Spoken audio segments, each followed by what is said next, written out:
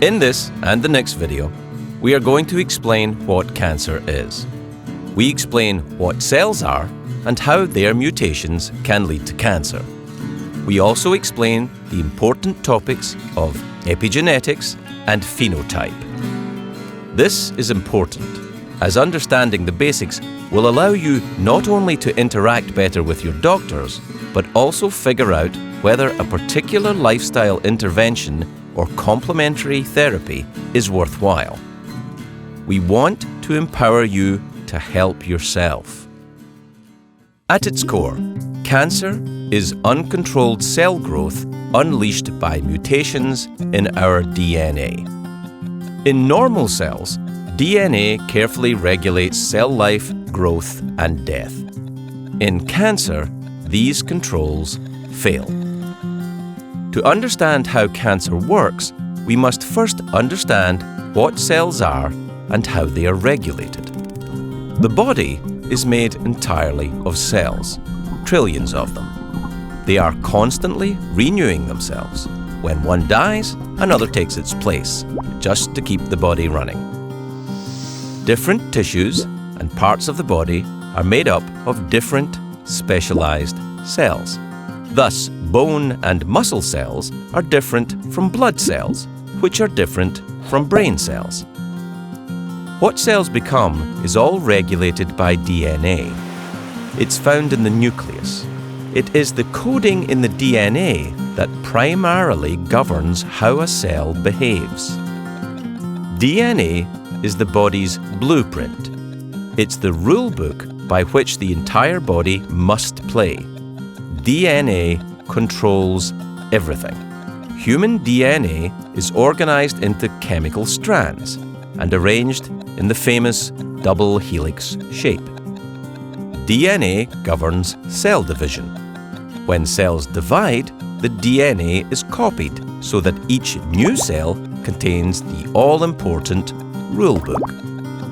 However, this process is not perfect, and sometimes copying errors are made, which leads to a slightly different set of DNA instructions being encoded in the new cells. Whenever this cell divides from now on, the DNA change will be passed on to other cells, and those cells to other cells again, and so on. These random mutations are at the heart of Darwinian evolution. Some mutations are helpful, leading to survival advantages. Others are unhelpful, contributing to cancer. This is the first of two main ways in which DNA changes. The second way that mutations occur is through environmental factors, such as smoking, drinking, pollution, and even the food we eat and the water we drink. Plus, there are many others. These things are known as carcinogens, and some can lead to cancer. Viruses also cause DNA mutations and, in some cases, can lead to cancer. Of course, our body has defenses against this everyday bombardment. For example, damaged cells can repair themselves, or, failing that, commit cell suicide, which is called apoptosis. These protection mechanisms are also regulated by DNA. But occasionally, the genes regulating these protective mechanisms fail or are downregulated, and that's when cancer takes hold. You're probably wondering what we mean by downregulated, and this leads us onto the important topic of epigenetics. This is a vital topic for cancer patients to understand, as it tells us that our genetic expression is not fixed. We can actually change our genes through lifestyle. But let's explain this in more detail. The study of epigenetics tells us that genes are not simply on or off, or active and inactive. Rather, it is a matter of degree, a bit like a dimmer on a light. Some genes glow brighter than others. Some are overly bright or overexpressed, and the dull ones are underexpressed. They're either doing too much or too little, and this causes problems. But here's the key point. We can change our gene expression by changing our environment.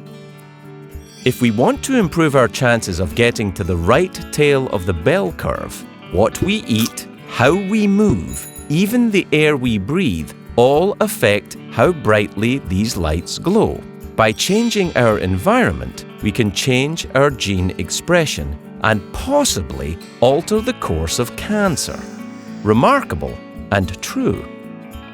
Finally, it's worth noting that even within each cancer type, most patients have a particular set of DNA mutations that has led to their cancer.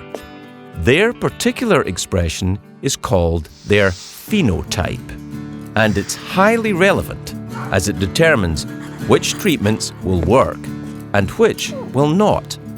Modern medicine is getting better and better at determining phenotype and tailoring treatment regimes for each patient. This is known as personalized medicine and is the future of disease treatment. Now that you understand the basics of cells, genes, and epigenetics, it is possible to provide a model to understand cancer. And that is the focus of the next video.